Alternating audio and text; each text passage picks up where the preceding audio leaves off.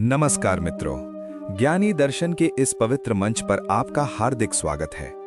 आज की ये यात्रा कोई साधारण चर्चा नहीं है। ये वो यात्रा है जो बाहर नहीं, अंदर की ओर जाती है। कभी आपने महसूस किया है, रात के उस गहरे सन्नाटे में जब चारों ओर खामोशी छा जाती है, जब दुनिया की सारी आवाजें थम जाती हैं, तब अचानक भीतर से एक प्रश्न उठता है, मैं कौन हूं? मैं यहाँ क्यों हूं? इस जीवन का वास्तविक उद्देश्य क्या है? अगर ये प्रश्न कभी आपके मन में उठे हैं, तो समझ लीजिए आप पहले ही इस यात्रा पर निकल चुके हैं। आज हम उसी खोज की ओर बढ़ेंगे जिसने युगों युगों से मानव चेतना को झकझोरा है। ये खोज केवल जानने की नहीं, बल्कि खुद को पहचानने की है। और यदि आप ऐसे ही गहरे, अर्थपूर्ण और आत्मा को छूने वाले विषयों में रुचि रखते हैं, तो इस यात्रा में हमारे साथ बने रहने के लिए ज्ञानी दर्शन को अवश्य सब्सक्राइब करें। ये कहानी शुरू होती है एक ऐसे साधु से जिसने संसार के बंधनों को पीछे छोड़ दिया था। मोह, माया, धन, प्रतिष्ठा, सुख सुविधा और पहचान, सब कुछ उसने त्याग दिया था। वो किसी मंजिल की तलाश में नहीं था। उसके पास कोई नक्शा नहीं था और ना ही किसी निश्चित रास्ते की योजना। उसकी यात्रा बाहर की नहीं, भीतर की थी। एक दिन थकान से भरा हुआ वो साधु एक वृक्ष के नीचे विश्राम के लिए लेटा। रात गहराने लगी, हवा शांत थी, आकाश मौन था। लेकिन तभी उसके भीतर एक हलचल उठी, एक प्रश्न इतना गहरा कि नींद टूट गई। मैं कौन हूं? क्या मैं वही हूं जो मुझे दिखाई देता है, या फिर मैं कुछ और हूं जिसे मैंने कभी ठीक से देखा ही नहीं? ये प्रश्न उसके मन में गूंजने लगा। वो उठ बैठा, आंखें बंद की और विचारों के सागर में डूब गया। यदि मैं हूं, तो मेरा अस्तित्व क्या है?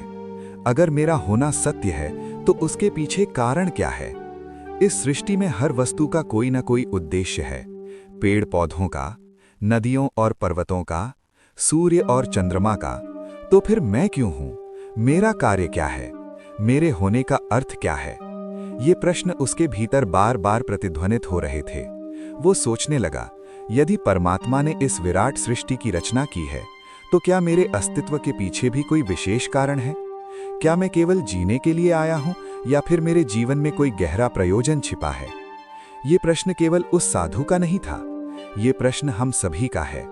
हमारी आत्मा जो इस शरीर में निवास कर रही है, वो कहां से आई? क्या पहले शरीर था या पहले आत्मा? और यदि आत्मा पहले से थी, तो फिर उसे इस देह की आवश्यकता क्यों पड़ी? इन प्रश्नों का उत्तर परमहंस योगानंद जी अपने गहन अनुभवों के माध्यम से देते हैं। वे कहते हैं, आत्मा इस संसार में किसी विवशता के कारण नहीं आती। उसका यहां आना एक उद्देश्यपूर्ण यात्रा है। ये संसार एक रंगमंच है और आत्मा इस रंगमंच पर एक भूमिका निभाने आई है। परमात्मा ने आत्मा को रचा और उसे स्वतंत्रता दी। स्वतंत्रता ये कि वो चाहे तो इस संसार में अनुभवों के माध्यम से भटके, और चाहे तो अपने मूल स्रोत, अपने वास्तविक घर परमात्मा की चेतना में लौट जाए।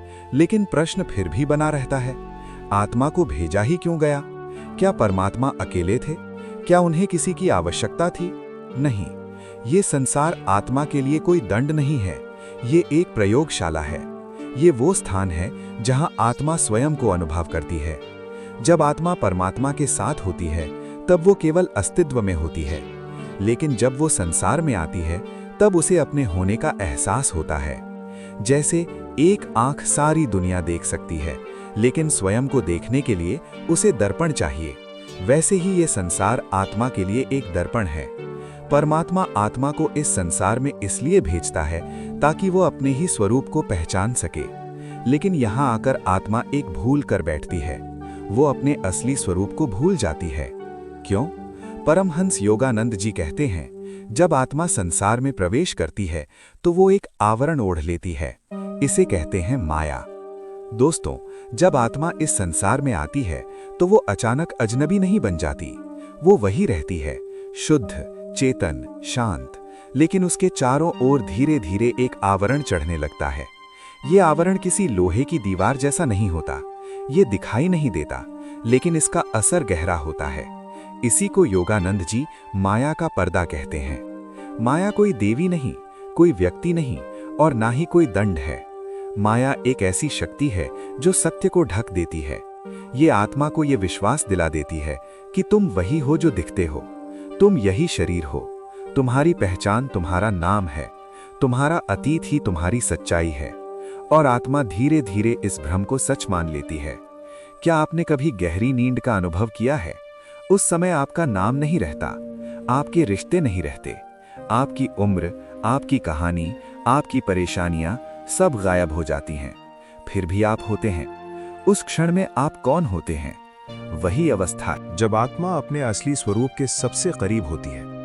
लेकिन जैसे ही नींद टूटती है, फिर वही पहचान लौट आती है। नाम, भूमिका, जिम्मेदारियां, यही माया का खेल है। जब आत्मा गर्भ में प्रवेश करती है, तब उसकी चेतना पर परतें चढ़नी शुरू हो जाती हैं। पहली परत इच्छा की, दूसरी परत डर की, फिर लालच, मोह, अपेक्षा, तुलना। ये परतें इतनी धीरे चढ़ती हैं कि आत्मा को पता ही नहीं चलता कि वो अपने घर को भूल रही है। ये भूल किसी सजा का परिणाम नहीं, ये उस यात्रा का हिस्सा है जिसमें आत्मा को खुद को फिर से खोजना है। अगर आत्मा को सब कुछ पहले से याद रहता तो अनुभव नहीं होता, अगर सब कुछ स्पष्ट होता तो खोज नहीं होती, और अगर खोज नहीं होती तो वो जिज्ञासा जन्म नहीं लेती जो आत्मा को परम सत्य तक ले जाती है। इसीलिए परमात्मा ने ये भूल रची। ये भूल दुखद लग सकती है, लेकिन यही भूल जागृति का बीज है। योगानंद जी कहते हैं, परमात्मा ने आत्मा को इसलिए बनाया ताकि वो अपने ही बनाए रंगमंच पर अलग अलग रूपों में खुद को अनुभव कर सके। हर आत्मा परमात्मा की एक झलक है, और हर जीवन एक प्रयोग है, प्यार का, करुणा का, संघर्ष का, विरह का, और अंत में मुक्ति का। अब एक और प्रश्न उठता है, अगर परमात्मा सर्वज्ञ है, सर्वशक्तिमान है, तो उसे अनुभव की आवश्यकता क्यों? वो आत्मा को दुख और पीड़ा से भरे संसार में क्यों भेजता है? योगानंद जी इसका उत्तर देते हैं, ज्ञान और अनुभव एक जैसे नहीं होते। ज्ञान जाना जा सकता है, लेकिन अनुभव जिया जाता है। परमात्मा सब जानता है, लेकिन वो चाहता है कि वो स्वयं को अनुभव के रूप में जिए। इसलिए आत्मा उसका माध्यम बनती है। जब आत्मा इस संसार में एक किरदार निभाती है, तो परमात्मा उस किरदार के साथ हर भावना को महसूस करता है। जब आत्मा रोती है, तो वो पीड़ा परमात्मा की भी होती है। जब आत्मा प्रेम करती है, तो उस प्रेम में परमात्मा स्वयं को पहचानता है। इसी को लीला कहा गया है, एक दिव्य खेल जिसमें आत्मा अनुभवों के साथ अपने स्रोत की ओर लौटती है। ये संसार कोई धोखा नहीं है, लेकिन इसे ही सब कुछ मान लेना भ्रम है। ये संसार एक सीढ़ी है, अगर आप इसे मंजिल मान लेंगे तो भटक जाएंगे, और अगर इसे अनुभव का माध्यम समझेंगे तो जागृति की ओर बढ़ेंगे। ये अवस्था सपने और जागने के बीच की उस स्थिति जैसी है जहां सपना भी है और होश भी। अक्सर जब जीवन में दुख आता है, जब अकेलापन महसूस होता है, जब लगता है कि कोई समझने वाला नहीं है, तब वास्तव में आप उस बिंदु के सबसे पास होते हैं जहां आत्मा परमात्मा को पुकारती है। यही पुकार जागृति की शुरुआत है। योगानंद जी कहते हैं, आत्मा का संसार में आना कोई दंड नहीं, ये एक अवसर है उस आनंद को फिर से जीने का जिसे आत्मा ने पहले केवल जाना था। अब उसे अनुभव करना है। लेकिन ये यात्रा सरल नहीं। माया का पर्दा बार बार आत्मा को भ्रमित करता है। वो समझने लगती है धन ही सुरक्षा है, रिश्ते ही सहारा है, सम्मान ही जीवन का उद्देश्य है। यहीं से जन्म मृत्यु का चक्र शुरू होता है। हर बार आत्मा सीखती है, फिर भूलती है, फिर जन्म लेती है। ये चक्र दुखद लग सकता है, लेकिन यही दुख आत्मा में जागने की तड़प पैदा करता है। कोई भी व्यक्ति यूं ही ध्यान की ओर नहीं मुड़ता, कोई यूं ही प्रार्थना में नहीं झुकता। जब तक आत्मा इस संसार से थक नहीं जाती, तब तक उसे परमात्मा की याद नहीं आती। ये थकान, ये टूटन, यही वो बीज है जो प्रश्न को जन्म देता है, मैं कौन हूं? मैं यहां क्यों हूं? जब आत्मा के भीतर वो प्रश्न गूंजने लगता है, मैं कौन हूं? मैं यहां क्यों हूं? तब समझ लीजिए नींद टूटने लगी है। ये जागृति अचानक नहीं होती, ये किसी बिजली की चमक जैसी नहीं जो एक पल में सब कुछ उजागर कर दे। ये धीमी होती है, गहरी होती है, और भीतर भीतर घटती है। जिस आत्मा ने लंबे समय तक संसार का भार ढोया हो, वही आत्मा इन प्रश्नों को सच में सुन पाती है। जैसे ही ये प्रश्न उठता है, एक चिंगारी जलती है। वो चिंगारी जो कभी बुझ गई थी, लेकिन माया यहां भी पीछे नहीं हटती। वो फुसफुसाती है, तुम ये नहीं कर सकते, ध्यान तुम्हारे बस की बात नहीं, ईश्वर केवल साधुओं और सन्यासियों के लिए है। ये आवाजें आत्मा की नहीं होती, ये माया का भय है। इसी भय को तोड़ने के लिए साधना है। योगानंद जी कहते हैं, ईश्वर तक पहुंचने का सबसे सीधा और शुद्ध मार्ग ध्यान है। ध्यान कोई कठिन प्रक्रिया नहीं, ये भागने की क्रिया नहीं, ये लौटने की प्रक्रिया है। ध्यान वो सेतु है जो आत्मा को उसके बाहरी अस्तित्व से उसके आंतरिक केंद्र तक ले जाता है। जब आप ध्यान में बैठते हैं तो आप कुछ बनने की कोशिश नहीं करते, आप बस देखना शुरू करते हैं। सांस को आते जाते देखते हैं, विचारों को उठते गिरते देखते हैं, भावनाओं को आते जाते देखते हैं, और धीरे धीरे आप महसूस करते हैं आप शरीर नहीं हैं, आप विचार नहीं हैं, आप भावनाएं नहीं हैं, आप वो हैं जो इन्हें देख रहा है। वो देखने वाला शांत है, स्थिर है, अडिग है। वही आत्मा का असली स्वरूप है। लेकिन ध्यान हर किसी के लिए एक जैसा नहीं होता। कुछ आत्माएं प्रेम से जागती हैं, उनके लिए भक्ति ही ध्यान बन जाती है। राधा ने कोई कठिन साधना नहीं की, मीरा ने किसी नियम का पालन नहीं किया। उन्होंने बस अपने हृदय को ईश्वर के सामने खोल दिया। उनका प्रेम इतना गहरा था कि उसमें मैं बचा ही नहीं, और जहां मैं मिटता है वहीं आत्मा प्रकट होती है। प्रेम की आग माया की परतों को जला देती है। कभी कभी कर्म भी मुक्ति का द्वार बन जाता है। जब कोई माँ अपने बच्चे की सेवा में पूरी तरह डूब जाती है तो वो खुद को भूल जाती है।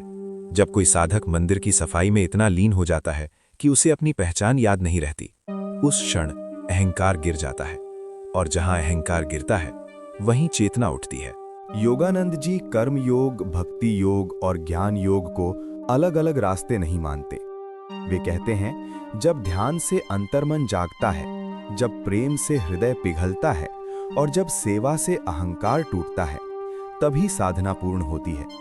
लेकिन ये मार्ग सरल नहीं है। जैसे ही आप ध्यान में बैठते हैं, मन शोर मचाने लगता है, विचार आते हैं ये व्यर्थ है, कुछ हो ही नहीं रहा, समय बर्बाद हो रहा है। मन चाहता है कि आप फिर पुरानी नींद में लौट जाएं। योगानंद जी कहते हैं यही धैर्य की परीक्षा होती है। पहले दिन कुछ महसूस नहीं होता, दूसरे दिन भी कुछ विशेष नहीं, लेकिन जब आप निरंतर बने रहते हैं, जब मन थक जाता है, तब आत्मा का सूर्य उगता है और उस प्रकाश में एक सच्चाई प्रकट होती है। मैं वो नहीं हूं जो दिखाई देता है, मैं वो नहीं हूं जो सोचता हूं, मैं वो शांति हूं जो इन सब के बीच स्थित है। ये पहचान धीरे धीरे आपके जीवन में उतरने लगती है। आप वही काम करते हैं लेकिन भीतर कुछ बदल जाता है। आप वही रिश्ते निभाते हैं लेकिन बंधन ढीले हो जाते हैं। आप संसार में रहते हैं लेकिन संसार आप में नहीं रहता। यहीं से एक नया प्रश्न जन्म लेता है, क्या आत्मा इस संसार में रहते हुए पूरी तरह जाग सकती है? क्या जिम्मेदारियों, रिश्तों और कर्तव्यों के बीच भी परम सत्य जिया जा सकता है? जब आत्मा ध्यान, प्रेम और कर्म के मार्ग पर आगे बढ़ती है तो उसके भीतर एक और गहरा प्रश्न उठता है, क्या मुक्ति के लिए सब कुछ छोड़ना जरूरी है? क्या परम सत्य को पाने के लिए जंगलों में जाना, संसार से भागना या रिश्तों को त्यागना आवश्यक है? परमहंस योगानंद जी इस प्रश्न का उत्तर बहुत स्पष्ट शब्दों में देते हैं। वे कहते हैं, आत्मा को दुनिया से भागने की आवश्यकता नहीं, आवश्यकता है चेतना के बदलने की। योग का अर्थ स्थान बदलना नहीं है, योग का अर्थ है भीतर जुड़ जाना। अगर व्यक्ति बाजार में रहते हुए भी अपने भीतर स्थिर रह सकता है तो वही सच्चा योग है। इसे ही गृहस्थ योग कहा गया है। योगानंद जी स्वयं इसका जीवंत उदाहरण थे। वे पश्चिम की भौतिकवादी दुनिया में रहे, न्यूयॉर्क की सड़कों पर चले, लोगों से मिले, कार्य किए, लेकिन उनके भीतर ध्यान की लौ लगातार जलती रही। क्यों? क्योंकि जब आत्मा जागती है तो वो स्थान की मोहताज नहीं रहती, वो हर परिस्थिति में ईश्वर को देखने लगती है। जब चेतना बदलती है तो जीवन के अर्थ भी बदल जाते हैं। ध्यान अब अभ्यास नहीं रहता, वो सांस बन जाता है। प्रेम अब भावना नहीं रहता, वो दृष्टि बन जाता है। और कर्म अब बंधन नहीं रहता, वो सेवा बन जाता है। ऐसी अवस्था में व्यक्ति वही काम करता है लेकिन मैं के बोझ के बिना। पति, पत्नी, बच्चे, रिश्ते सब ईश्वर की अभिव्यक्ति लगने लगते हैं। जीवन आश्रम बन जाता है। योगानंद जी कहते हैं, जब आत्मा सब कुछ खो देने को तैयार हो जाती है तभी परमात्मा उसे सब कुछ सौंप देता है। इसी को कहते हैं समर्पण। ये आत्मा की अंतिम परीक्षा है। समर्पण का अर्थ कमजोरी नहीं है, समर्पण का अर्थ है ये जान लेना कि मैं करता नहीं हूं। जब आत्मा इस संसार को एक खेल की तरह देखने लगती है, जब वो समझ जाती है कि ये उसका स्थायी घर नहीं, तब वो इस संसार में रहकर भी परम में स्थित रहती है। योगानंद जी इस अवस्था को कहते हैं दैनिक जीवन में ईश्वर चेतना। इस चेतना तक पहुंचने के लिए तपस्या चाहिए, निरंतर प्रयास चाहिए और सबसे अधिक पूर्ण समर्पण चाहिए। जब आत्मा इस भाव से जीवन को देखती है तो हर दृश्य बदल जाता है। घर मंदिर बन जाता है, कर्तव्य पूजा बन जाता है, रिश्ते साधना बन जाते हैं। अब आत्मा इस संसार में एक अभिनेता की तरह जीती है। वो भूमिका निभाती है, लेकिन जानती है मैं ये भूमिका नहीं हूँ। वो हंसती है, लेकिन भीतर स्थिर रहती है। वो दुख में भी डूबती नहीं, क्योंकि उसे याद है ये मंच अस्थायी है। यही स्मृति मुक्ति का द्वार है, यही जागृति बंधन को काटती है और यही अवस्था आत्मा को उसके मूल स्रोत से फिर जोड़ देती है। जब आत्मा साधना के इस मार्ग पर लगातार चलती रहती है तो एक दिन कुछ बदल जाता है। ये बदलाव बाहर दिखाई नहीं देता, लेकिन भीतर सब कुछ शांत हो जाता है। अब आत्मा खोज नहीं करती, वो देखने लगती है। अब उसे ये समझ आने लगता है कि वो कभी बंधी ही नहीं थी। बंधन उसकी सोच में था, उसकी पहचान में था, उसकी भूल में था। जैसे ही ये भूल धीरे धीरे ढीली पड़ती है, वैसे वैसे आत्मा हल्की होने लगती है। अब उसे दुनिया डराती नहीं, दुख उसे तोड़ता नहीं और सुख उसे बांझता नहीं, क्योंकि अब आत्मा ये जान चुकी होती है, जो आया है वो जाएगा, जो बदलेगा वो असली नहीं है। इस अवस्था में जीवन चलता रहता है, काम होते रहते हैं, रिश्ते निभते रहते हैं, कर्तव्य पूरे होते रहते हैं, लेकिन भीतर कोई खिंचाव नहीं रहता, कोई शिकायत नहीं रहती, कोई प्रश्न नहीं रहता। अब आत्मा इस संसार को रंगमंच की तरह देखती है। वो जानती है मैं यहाँ भूमिका निभाने आई हूँ। ये भूमिका महत्वपूर्ण है, लेकिन स्थायी नहीं। यही वो बिंदु है जहाँ आत्मा पूर्ण रूप से जाग जाती है। अब वो कुछ पाने की कोशिश नहीं करती, क्योंकि उसे ये अनुभव हो चुका होता है कि जिसे वो ढूंढ रही थी वो कभी खोया ही नहीं था। योगानंद जी कहते हैं, जब आत्मा ये पहचान लेती है कि वो शरीर नहीं है, मन नहीं है, विचार नहीं है, तब वो अपने मूल स्वरूप में स्थिर हो जाती है। ये स्थिरता कोई भाव नहीं है, ये शांति है। ऐसी शांति जो परिस्थितियों से प्रभावित नहीं होती। अब आत्मा जीवन को समस्या की तरह नहीं देखती, वो उसे अनुभव की तरह जीती है। हर क्षण उसे कुछ सिखाता है, हर स्थिति उसे और गहरा करती है। यही वो अवस्था है जहां जन्म मृत्यु का भय धीरे धीरे समाप्त हो जाता है, क्योंकि आत्मा ये समझ चुकी होती है मैं आया नहीं था, मैं जाऊंगा भी नहीं, मैं तो केवल एक रूप से दूसरे रूप में प्रकट होता हूं। जब ये समझ स्थिर हो जाती है तो मुक्ति कोई दूर की अवस्था नहीं रहती, मुक्ति यहीं और अभी घटने लगती है। अब आत्मा परमात्मा को किसी अलग सत्ता की तरह नहीं देखती, वो उसे हर जगह अनुभव करती है, हर चेहरे में, हर घटना में, हर सांस में। यही आत्मा की अनोखी यात्रा है, भूल से स्मृति तक, बंधन से स्वतंत्रता तक, संसार के मंच से परम सत्य तक। निष्कर्ष मित्रों, ये यात्रा किसी विशेष व्यक्ति की नहीं है, ये हर उस इंसान की है जिसने कभी रात की खामोशी में खुद से पूछा, मैं कौन हूँ, मैं यहाँ क्यों हूँ।